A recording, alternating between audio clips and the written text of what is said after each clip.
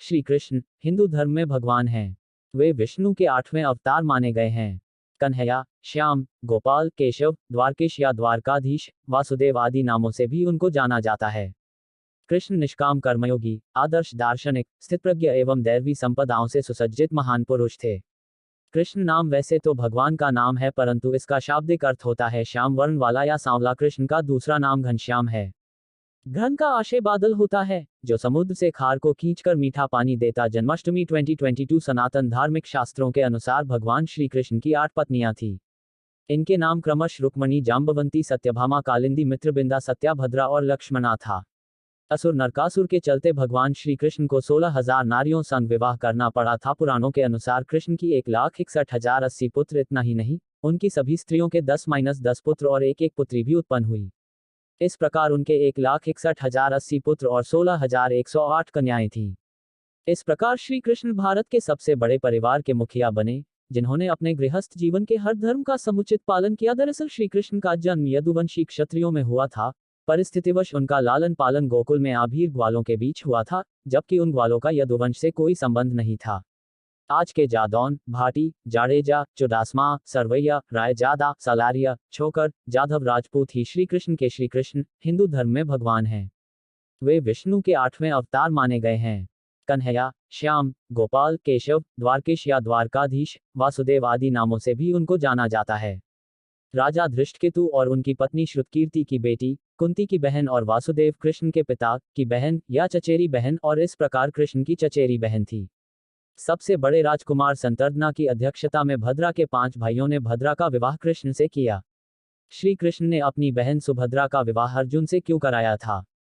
क्योंकि भगवान श्री कृष्ण को पता था कि इन दोनों का पुत्र अभिमन्यु होगा, जो बहुत ही वीर होगा और युद्ध का एक पूरा दिन उसके नाम रहेगा। ने उनसे विवाह किया क्योंकि वे कृष्ण को अपने पति के रूप में चाहती थी, और वे इतने योग्य थे कि कृष्ण ने उन्हें अपनी पत्नियों के रूप में स्वीकार किया। जब कृष्ण भौतिक जगत में आते हैं तो यह बकवास रोकने और अपने भक्तों को पुरस्कृत करने के लिए आते हैं। इनमें खूबसूरत महिलाएं भी शामिल हैं जो कृष्ण को अपने पति के रूप में चाहती हैं। काल हिंदू ज्योतिष में एक विशिष्ट समय अवधि है जिसे कुछ गतिविधियों के लिए अशुभ माना जाता है, और यह 5 अशुभ समय अवधियों में से एक है, जिसे सामूहिक रूप से पंचक के रूप में जाना जाता है। ऐसा माना जाता है कि बुध की ऊर्जा अन्य ग्रहों की सकारात्मक ऊर्जा को बाधित कर सकती है, जिससे प्रतिकूल परिणाम हो सके। इसका ढीला ढाला अनुवाद कहता है कि द्वारका में रुक्मिणी की भूमिका वही थी जो वृंदावन में राधा की थी। राधा की कृष्ण के प्रति भक्ति और उनके निस्वार्थ प्रेम के कारण ही उनकी एक साथ पूजा की जाती है। कई भक्त कहते हैं कि उनकी आत्माएं एक दूसरे से प्यार करते थे, लेकिन सामान्य शारीरिक अर्थ में नहीं। राधा रानी को पहले ही एहसास हो गया था कि कृष्ण कोई आम इंसान नहीं है। द्रौपदी उर्फ पांचाली, पांचाल के राजा की बेटी, भगवान कृष्ण की प्रिय दत्तक बहन। महान महाकाव्य ग्रंथ महाभारत। महाभारत चित्रकला। भगवान कृष्ण कुछ लोग 9 पुत्रों की बात करते हैं। प्रद्युम्न, चारुदेशन, सुदेशन, चारुधाद्र, ध्रुम, सुसेना, उरुगुप्त, चारुविंद और चारुधाव। दोनों की एक पुत्री भी थी जिसका नाम चारुमती था। रुक्मणी जी से भगवान के चारुमती नाम की एक कन्या भी थी जिसका जिक्र भागवत पुराण में किंचित मात्र किया गया है। परंपरागत रूप से यह माना जाता है कि मासिक धर्म के दौरान महिलाओं को अशुद्ध अवस्था में माना जाता है या शारीरिक शुद्धि के दौर से गुजर रहा है।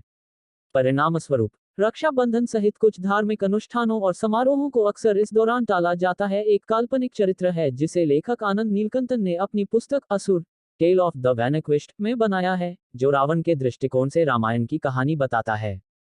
उनकी कथानक के अनुसार भद्रा वास्तव में रावण की सेना और राज्य में साथी पुरुषों में से एक है, जो बताता है कि श्रीलंका में रावण के शासन के तहत लोग कैसे रहते थे। भगवान श्री कृष्ण और राधा की प्रेम कहानी को सभी जानते हैं। कहा जाता है कि उनका कभी मिलन नहीं हुआ था, मगर ब्रज के भांडीरवन में स्थित एक मंदिर इस बात का गवाह है कि कृष्ण और राधा ने विवाह किया था। द्वापर युग में भगवान विष्णु ने श्री कृष्ण के रूप में धरती पर अवतार लिया था। कृष्ण और राधा के प्रेम कहानी को कौन नहीं जानता। राधा रानी के नाम पर बच्ची का नाम रिधिका रखा जा सकता है। श्री कृष्ण को केशव कहते हैं, इसलिए राधा जी को केशवी कहकर पुकारा जाता है। राधा रानी का वृतिका नाम है, जो बेटी के लिए काफी ट्रेंडी नाम रहेगा। वृंदा बेहद खूबसूरत नाम है। राधा जी का यह नाम भी बेटी को दिया।